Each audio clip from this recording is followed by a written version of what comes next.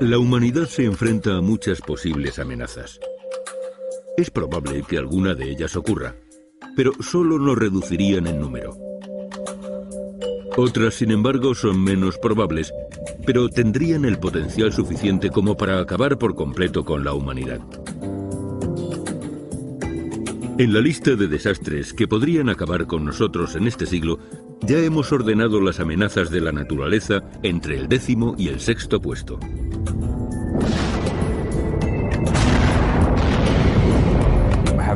Hemos podido sobrevivir al impacto de asteroides, a fluctuaciones climáticas, etcétera, etcétera. No parece muy probable que por algo así vayamos a desaparecer de aquí a 100 años. Por lo tanto, creo que si nos extinguiésemos antes del final del siglo que viene, sería debido a algún peligro antropogénico. Peligros que creamos nosotros.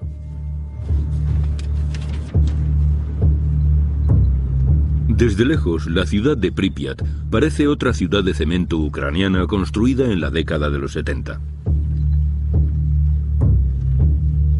Pero a medida que nos acercamos, nos damos cuenta de que aquí pasa algo.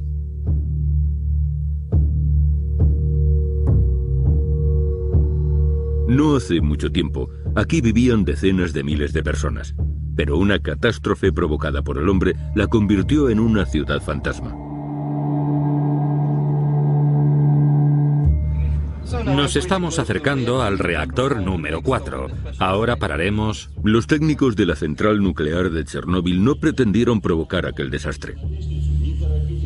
Estaban haciendo pruebas para ver qué sucedería si ponían en marcha las turbinas de la central sin tener que utilizar fuentes de alimentación externas. El 26 de abril de 1986, la fusión del reactor provocó tal cantidad de radiación que hizo que durante varios siglos en esta zona sea imposible vivir.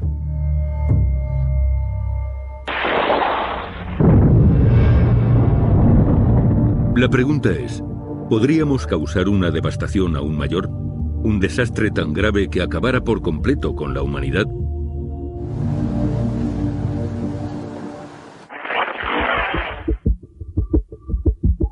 Tres semanas antes de que se lanzase la bomba atómica sobre Hiroshima, se llevó a cabo la primera prueba nuclear en el desierto de Nuevo México.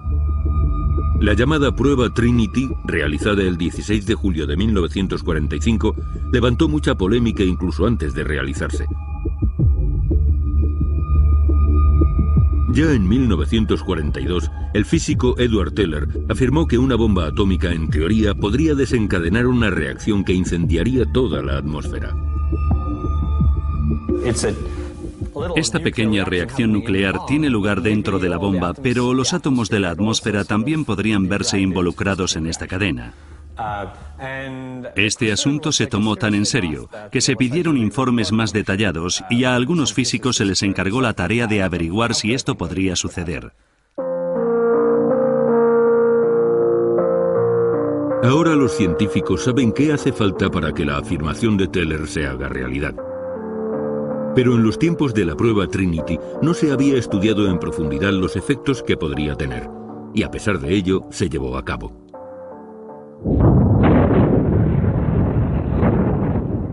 Aunque ahora ya sabemos que es físicamente imposible que eso pase, entonces era algo que había que tener en cuenta. Nunca se puede estar 100% seguro de que nuestros cálculos son exactos, y más cuando de ellos depende el futuro de la humanidad.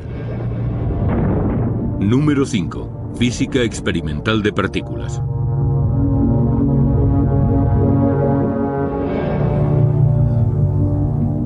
Hoy en día los científicos están llevando a cabo otro tipo de experimentos.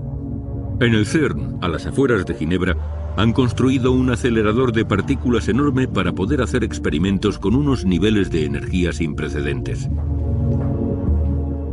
Esta es la sala donde almacenamos la información que nos llega de los dos haces del LHC, el Gran Colisionador de Hadrones. En un túnel de 27 kilómetros de largo se utilizan unos imanes que aceleran los protones hasta casi alcanzar la velocidad de la luz.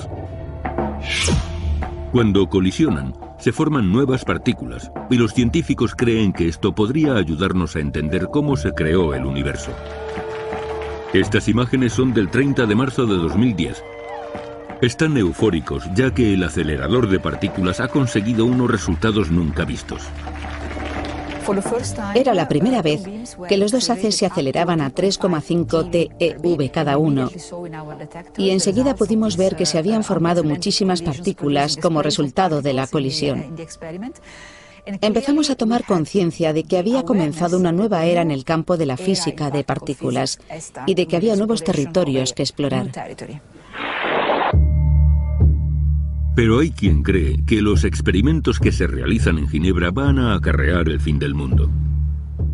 Los avances científicos del Gran Colisionador de Hadrones son una gran ventaja no solo para la física de partículas, sino también para la física teórica.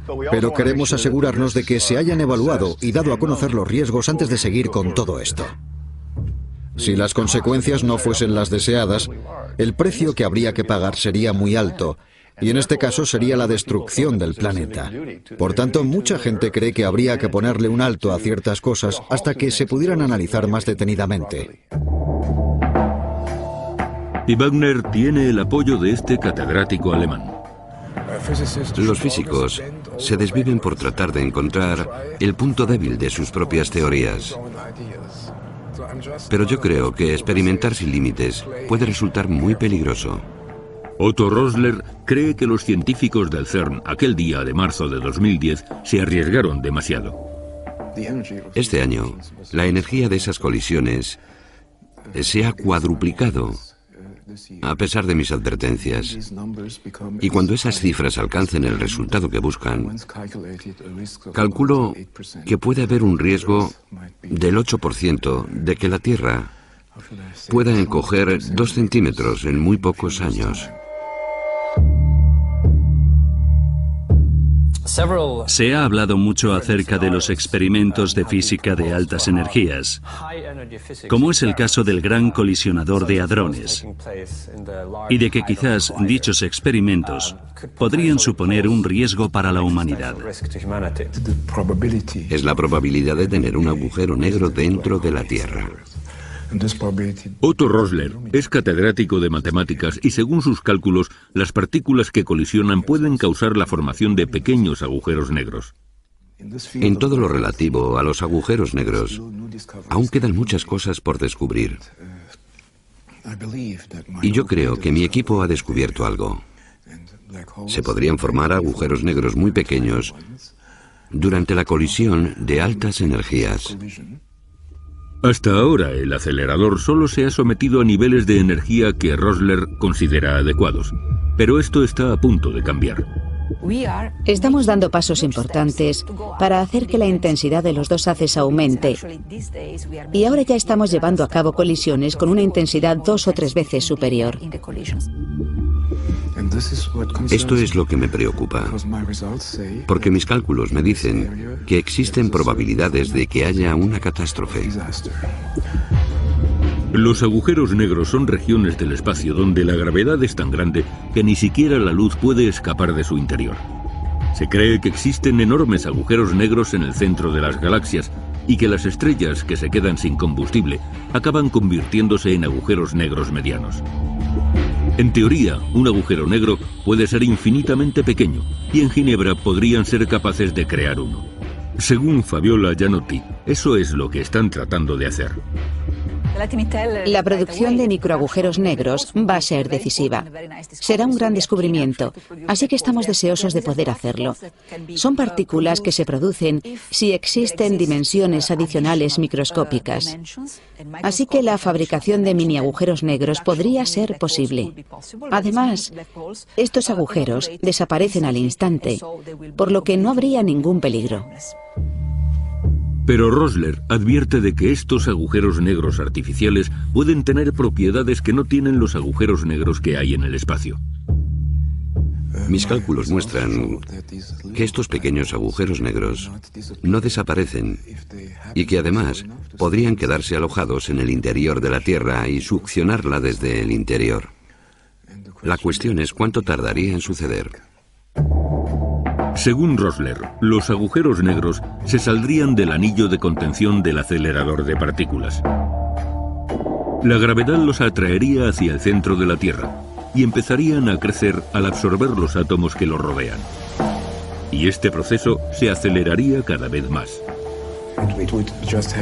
Tendría los mismos rasgos que un cuásar, lo que quiere decir que tendría dos haces que saldrían de la Tierra en dos direcciones, y nos daríamos cuenta de que en el interior de nuestro planeta hay algo que, tarde o temprano, acabará por succionarnos.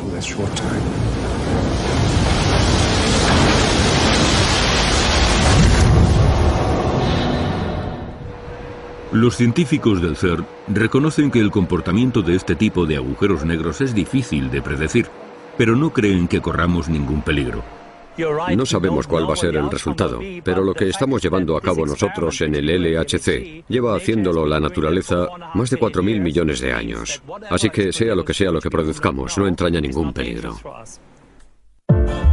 Las probabilidades de que los experimentos de Ginebra tengan consecuencias fatales son casi inexistentes. Hasta ahora ningún otro físico comparte la preocupación de Rosler en cuanto a estos mini agujeros negros. Pero nunca se sabe lo que pueden llegar a hacer los científicos para dominar las fuerzas de la naturaleza. En nuestra lista de amenazas existenciales, la física experimental se sitúa en el puesto número 5.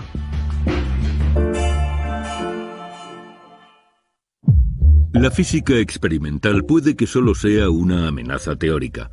Sin embargo, la siguiente es una amenaza mucho más real. Enero de 1909. Es verano en la Antártida. El explorador polar Ernest Shackleton acaba de cejar en su empeño por llegar al Polo Sur. De vuelta al campamento base, hace un descubrimiento que cambiará nuestra percepción del continente helado. Se trata de un trozo de madera fosilizado y de un fragmento de arenisca con una impresión de una planta. La presencia de aquellos objetos solo tiene una explicación posible. Este terreno, que ahora es estéril, en su momento fue una gran selva tropical.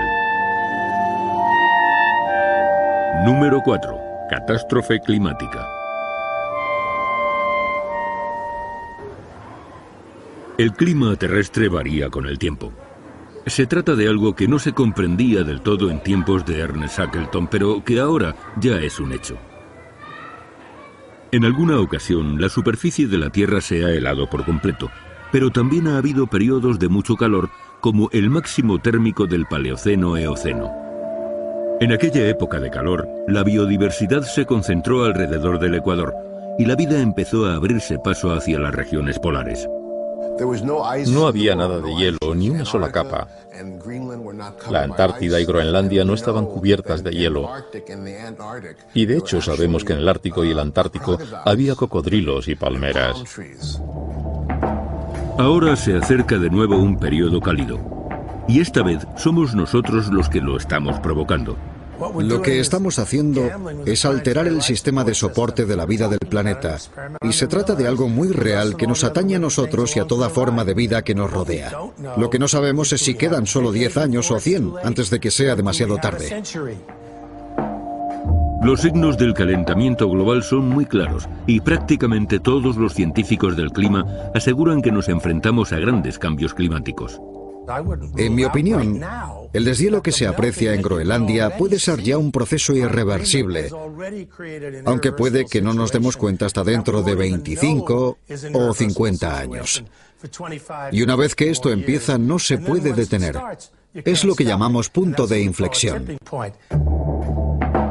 Basándose en estudios sobre la época prehistórica, los científicos afirman que podríamos sufrir una fuerte subida de las temperaturas. Alrededor de 55 millones de años antes de que Shackleton hiciese esos descubrimientos, sucedió algo que provocó una subida de la temperatura global. El calentamiento se produjo relativamente rápido, quizás igual de rápido que el calentamiento que estamos provocando nosotros con las emisiones de CO2 a la atmósfera. El efecto invernadero normalmente se asocia con las pequeñas moléculas de dióxido de carbono, pero existen otros gases aún más potentes. El metano es un gas de efecto invernadero 20 veces más potente y se cree que si su cantidad aumentase repentinamente en la atmósfera, se alcanzarían los niveles de calor de hace 55 millones de años. Los científicos del clima temen que va a llegar un momento en el que el metano inactivo vuelva a activarse.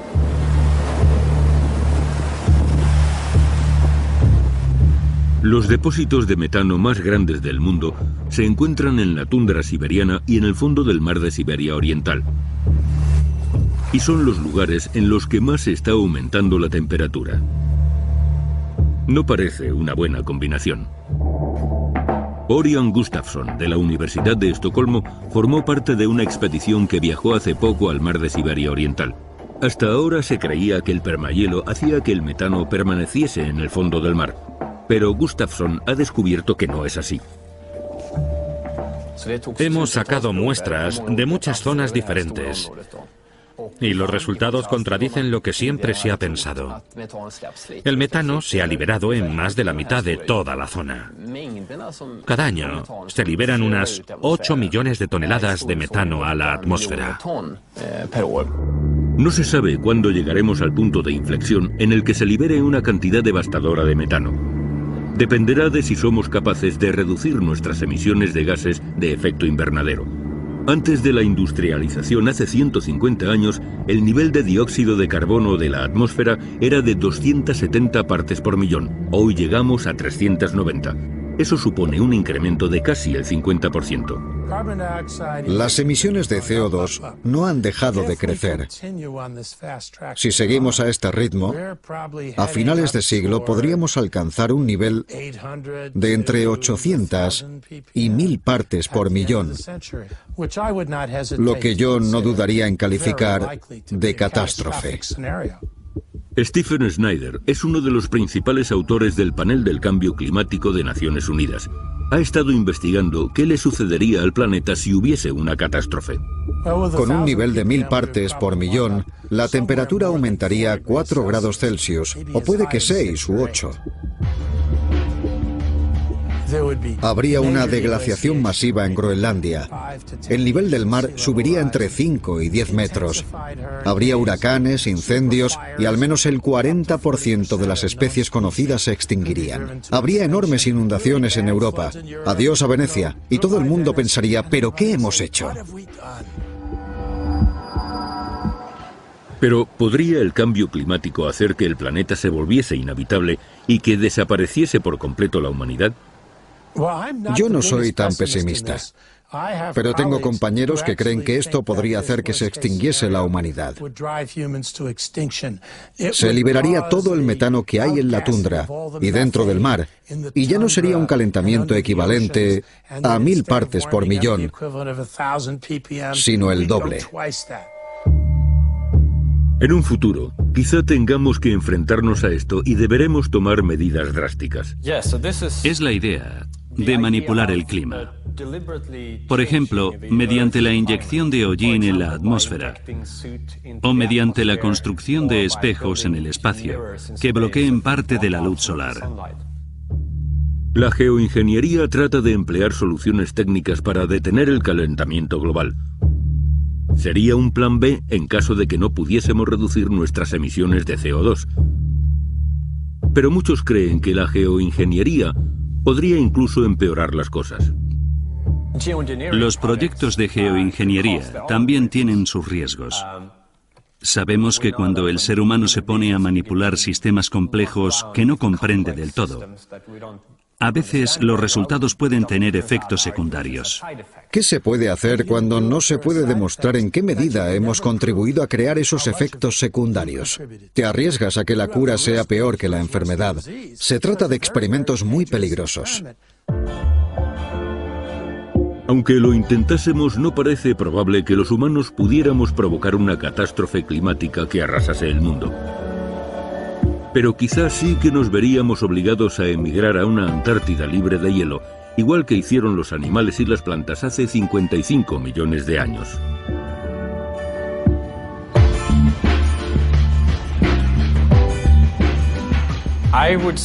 Yo diría que esta quizás sea una amenaza mucho más probable que cualquiera de las que ya hemos comentado aquí.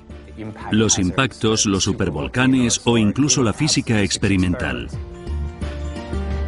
Por eso, la amenaza de una catástrofe climática se sitúa en el cuarto puesto de nuestra lista.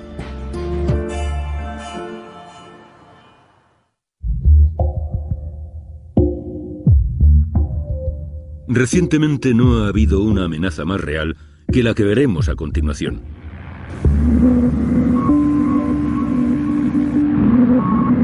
Octubre de 1961. El bombardero Tupolev se dirige hacia el océano Ártico. El comandante Andrei Durnostev se encargará de realizar la mayor prueba nuclear jamás llevada a cabo. Este avión está transportando la bomba más potente del mundo, la llamada bomba del zar.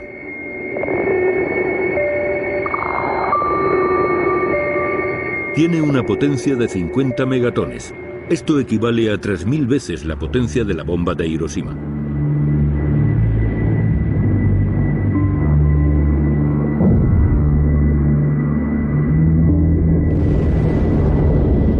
La nube de hongo podría alcanzar más de 60 kilómetros de altitud y su onda expansiva daría la vuelta al mundo 3 veces antes de desvanecerse. Número 3. Guerra apocalíptica.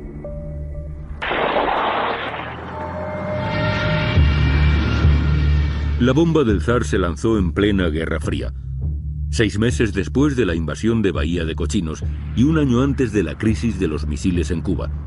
2 conflictos que podrían haber provocado la Tercera Guerra Mundial. Hubo un momento en el que llegó a haber más de 7000 artefactos nucleares en el mundo. Hoy en día el arsenal es mucho más reducido, pero aún se podrían lanzar miles de misiles estadounidenses y rusos con solo pulsar un botón.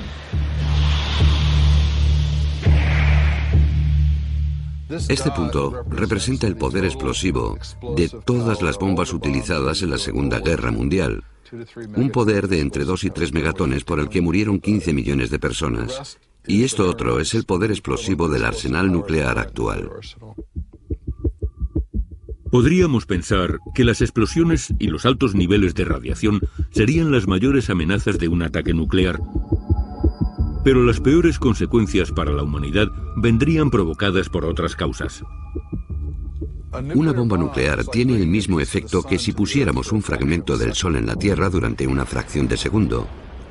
Brilla muchísimo, incendiaría todo lo que se encontrase en un radio de unos 10 kilómetros a la redonda.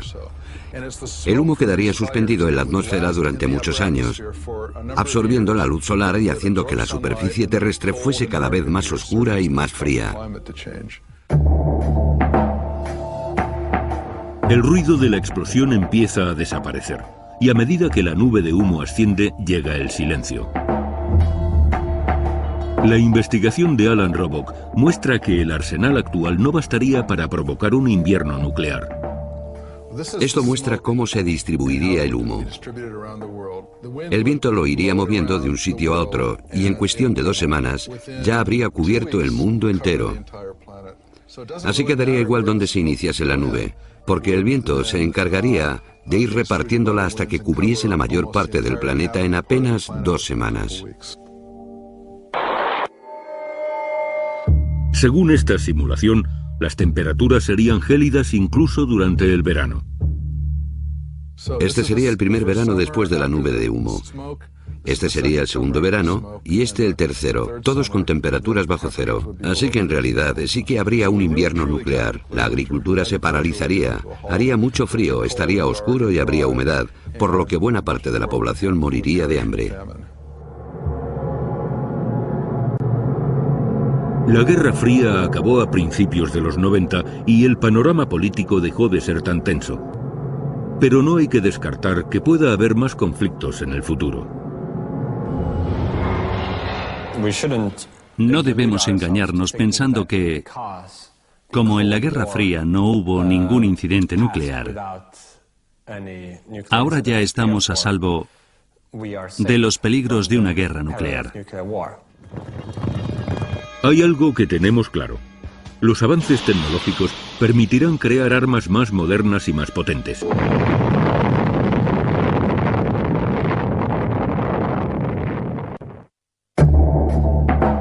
Las armas del futuro quizá utilicen un tipo de ciencia imperceptible al ojo humano. La nanotecnología tratará de manipular la materia a escala atómica y molecular. Trabajar a nanoescala permite hacer que las cosas sean más fuertes, más duraderas y más flexibles. También puede ayudar en la lucha contra los problemas medioambientales y contra algunas enfermedades. Una vez que se desarrolla, es una energía muy potente que puede utilizarse para hacer el bien o para hacer el mal. La nanotecnología tiene un lado oscuro. Ya se ha especulado con la creación de nanoarmamento. Existen muchos sistemas armamentísticos. Uno de los muchos ejemplos de armas que se podrían fabricar es un robot volador autónomo o semiautónomo del tamaño de un mosquito, capaz de matar a una persona. Nos lo podemos incluso imaginar. Cientos de pequeños robots voladores que van en busca de humanos para inyectarles su veneno. Se posan, te pican y mueres. El prototipo ya existe. Los robots voladores autónomos cada vez son más pequeños y más inteligentes.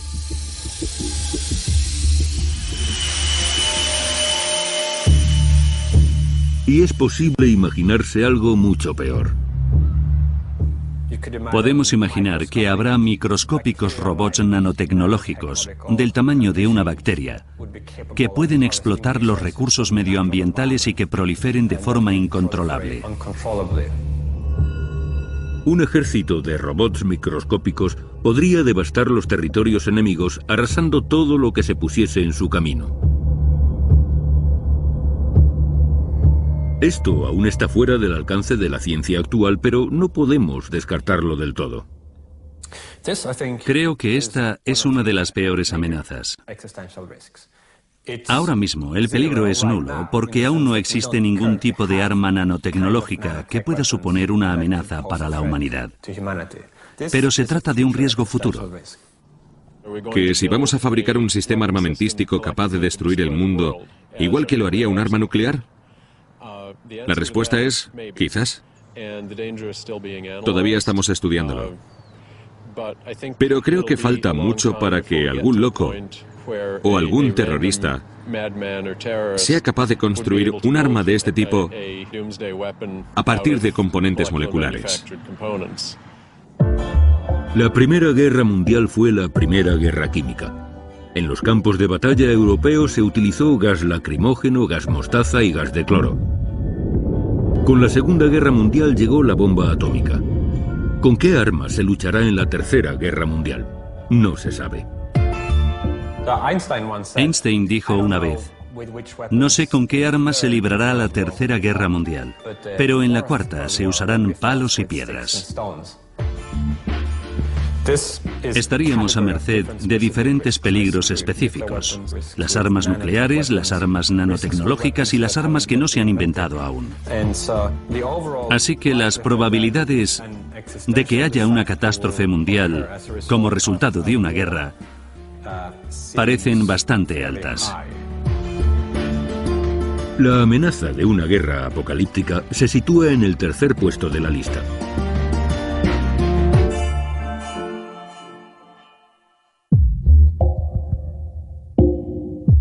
En el segundo puesto tenemos una amenaza que aún se engloba dentro de la ciencia ficción.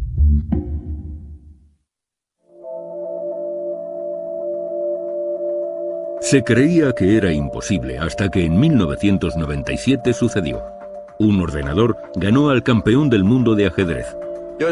La partida de ajedrez que más interés ha suscitado jamás fue la segunda partida entre Kasparov y Deep Blue, el 4 de mayo de 1997 en Nueva York. Ninguna otra partida pudo igualar a esa. El superordenador Deep Blue hace un movimiento que coge a Garry Kasparov totalmente desprevenido. Kasparov le tiende una trampa y está seguro de que va a funcionar. Pero el ordenador no se comporta igual que los demás rivales a los que se ha enfrentado. Después de 2 minutos de cálculos, Deep Blue hace un movimiento que supone la derrota del campeón del mundo. El movimiento 37 fue totalmente inesperado y Kasparov acabó reconociendo que el ordenador parecía estar dotado de inteligencia humana. Número 2. Superinteligencia artificial.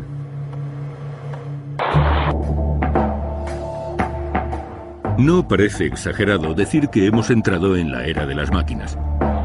Ya no sabríamos vivir en un mundo sin automatización ni ordenadores.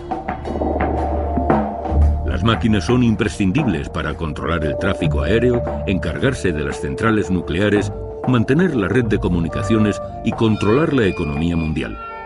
Sin ellas, nuestra civilización se desmoronaría. Aquellos que temen que ya estemos a merced de las máquinas verán que en un futuro habrá más cosas a las que temer. Habrá más máquinas y cada vez serán más avanzadas.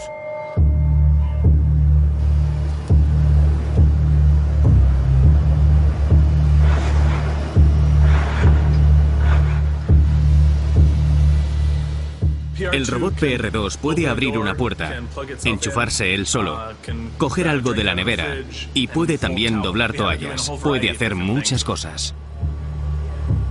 Willow Garage, en Silicon Valley, se dedica a desarrollar aparatos domésticos del futuro. Están convencidos de que tener un robot va a ser algo tan normal como tener un lavavajillas o un ordenador. Esta es la sala de montaje, donde construimos todos los robots. Creemos que pueden aumentar la productividad de las personas y mejorar su calidad de vida. Yo creo que en un futuro los podrás ver en las casas y en las oficinas. Un lavavajillas es un excelente robot que lava, pero no hace nada más. Si pudiésemos tener un robot que lavase los platos y además los guardase en el armario y los colocase en el estante, sería mucho más útil. Pero, ¿podrían las máquinas estar tan avanzadas que supusieran una amenaza para el hombre? ¿Podrían volverse en nuestra contra, como pasa en la ficción? Hoy en día los robots siguen siendo infantiles. Apenas han aprendido a andar, pero ya podemos imaginar lo que nos depara el futuro. No resulta difícil imaginarse a un robot controlando un arma y no únicamente balones de fútbol. En el ejército siempre ha habido vehículos aéreos no tripulados. Y ahora los robots terrestres ya están poblando los campos de batalla.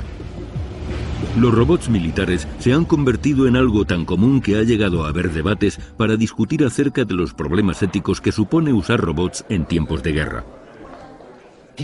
La gente no se imagina cuántos hay. En 2001 había muy pocos, pero ahora habrá unos 7.000 robots desplegados en Afganistán e Irak. Los robots de vigilancia no nos preocupan, ya que se utilizan para desactivar bombas. A lo que nos oponemos es a utilizar robots que estén armados, a los que llamamos plataformas armadas. Se pueden manejar por control remoto, pero también pueden funcionar por sí solos.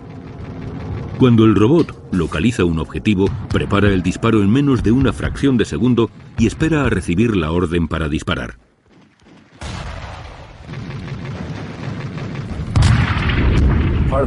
Una de las razones por las que estos robots son autónomos es porque el ritmo de batalla ha cambiado. Ya no hay tiempo para consultar si se ataca o no un objetivo. Es un tema muy serio. La cuestión es, ¿qué nivel de autonomía vamos a otorgarle a este tipo de sistemas para que decidan si atacar o no un objetivo? Para que la ficción se haga realidad y que las máquinas se vuelvan en nuestra contra, hace falta algo más que fuerza bruta. Van a tener que ser inteligentes.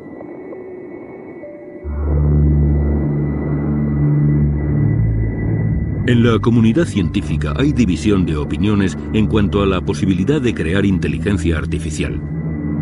Ben Gorsel es uno de los que piensa que las máquinas no solo llegarán a estar a nuestro nivel, sino que nos superarán en inteligencia. Diría que hay más de un 99% de probabilidades de que en el siglo que viene la inteligencia artificial sea más inteligente y más poderosa que las personas. Así que dejaremos de ser los cabecillas. Hay una nueva línea de investigación que ha creado muchas expectativas entre los defensores de la inteligencia artificial. Los científicos están tratando de recrear una versión digital del cerebro humano. Se están transformando todas las partes del cerebro en unos y ceros, cada sinapsis y cada célula. Si se consiguiese hacer, esta mente digital podría llegar a superar a su homóloga biológica. Creo que las mentes digitales pueden ser mejores que el cerebro humano en muchos aspectos. Pueden ser más inteligentes, más éticas que los propios humanos y pueden adaptarse para ser aún mejores. Una máquina superinteligente puede ser mucho más eficaz que los sistemas informáticos actuales. Pero trabajar codo con máquinas podría ser un juego peligroso.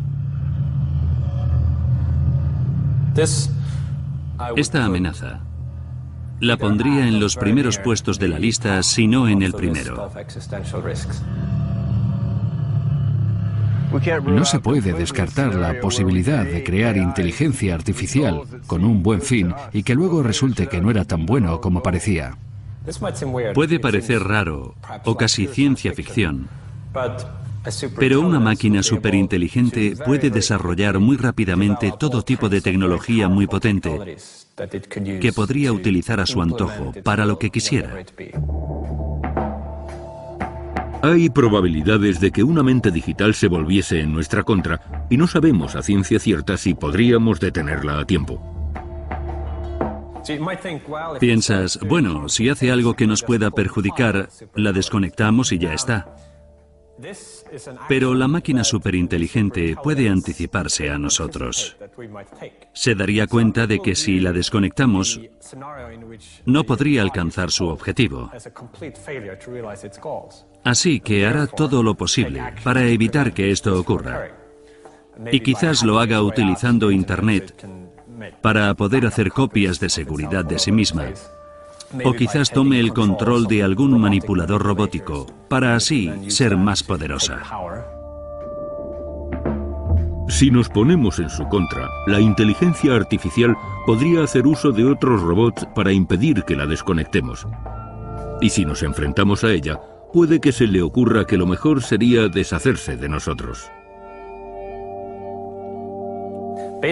Cuando una superinteligencia es hostil o nuestro bienestar le es indiferente, por nuestra seguridad deberíamos asumir que hemos perdido la batalla. Por lo tanto, cuando se construya un robot superinteligente, hay que asegurarse de que no sea nuestro enemigo. Porque con una cosa así en nuestra contra, al igual que pasaría con otras amenazas, tendríamos pocas probabilidades de salir bien parados.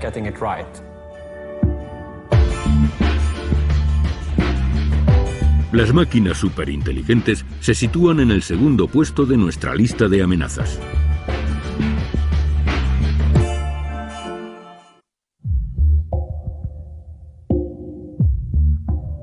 Y llegamos por fin al número 1 de nuestra lista del apocalipsis.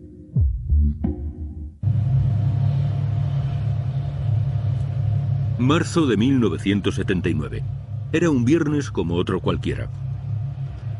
Pero antes de acabar el día, los trabajadores del complejo militar número 19 en la ciudad soviética de Sverdlovsk provocarían un horrible accidente. Uno de los técnicos quitó un filtro de la tubería de ventilación. Él se dio cuenta, pero los trabajadores del siguiente turno no. Cuando quitó el filtro, unas esporas de ántrax se liberaron a través del sistema de ventilación. Según cifras oficiales, murieron 80 personas. Pero extraoficialmente sospechamos que en este accidente murieron unas 300. Los empleados de una cercana fábrica de cerámica fueron los más afectados. La mayoría murieron en una semana a consecuencia de lo que se comenzó a llamar el Chernóbil biológico. Número 1. Biología sintética.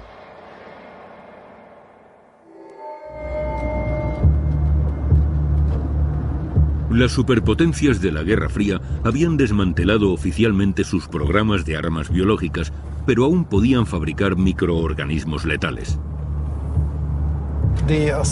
No me creerías si te dijese que la Unión Soviética fabricaba cientos de toneladas de armas biológicas. Bastaban para matar a toda la población mundial.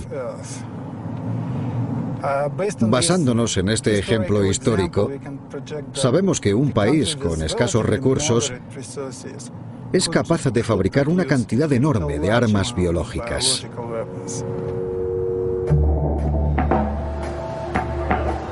Gracias a la manipulación genética, ahora se pueden crear nuevas formas de vida. Este campo de investigación se conoce como biología sintética, y muchos esperan que pueda ayudarnos en un futuro. A la gente le interesa que la biología sintética pueda servir para investigar los tumores o para eliminar la radiación acumulada en ciertos lugares. En el campo de la biología sintética, el único límite es la imaginación. Pero en lo que más se está invirtiendo ahora mismo es en desarrollar nuevos combustibles para los coches y los aviones para cuando se agoten los recursos actuales. Esta hierba va a sufrir una modificación genética para que crezca más rápido y más fuerte.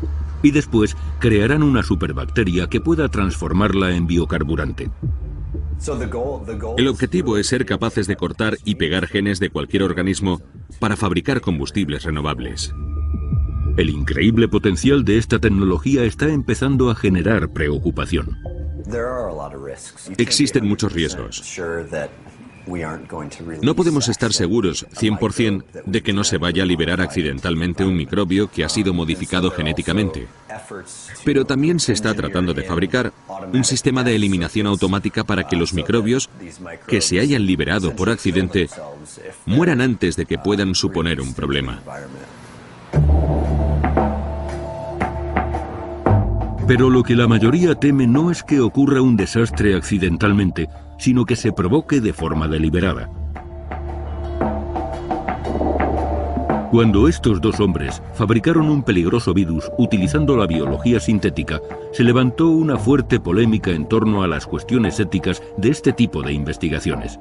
Eckhard Wimmer y Jerónimo Cello se descargaron de Internet la composición genética del virus de la polio y consiguieron también las secuencias de ADN. Con unos sencillos aparatos de laboratorio fueron capaces de hacer revivir el virus. Nos dimos cuenta de que si se puede hacer eso con un virus pequeño como el de la polio, también se podría hacer con el de la viruela. Su intención no era propagar el virus de la polio, sino demostrar que se puede fabricar muy fácilmente. La gente se quedó impresionada. Les preocupaba que se le pudiera dar un mal uso. Con el avance de las tecnologías, y en concreto de los aparatos que sintetizan el ADN, va a llegar un momento en el que cualquier persona pueda comprarlos por apenas unos miles de dólares a través de Internet. Dentro de 10, 15 o 20 años, a menos que se haga algo para impedirlo, cualquiera va a poder tener su propia versión del virus de la viruela o del ébola. Parece que la biología sintética es una de las mayores amenazas a las que se enfrenta la humanidad en pleno siglo XXI, y por eso está en el primer puesto de nuestra lista.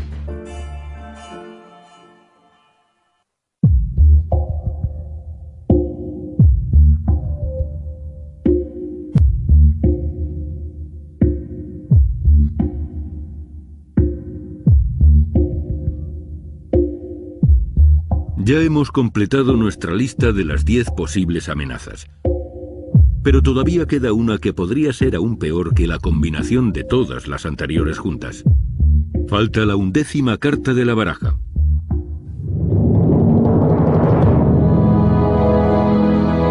La ciudad de Pripyat nos da la oportunidad de ver cómo sería el mundo cuando ya no quedase ningún ser humano.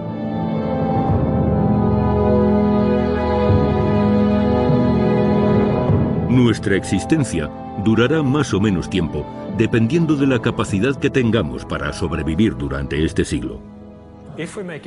Si conseguimos sobrevivir, el riesgo de que desaparezca la humanidad y el riesgo de catástrofe se verían reducidos. Alcanzado ese punto, nuestra vida sería extremadamente larga y el futuro de la humanidad sería mucho mejor de lo que fue su pasado.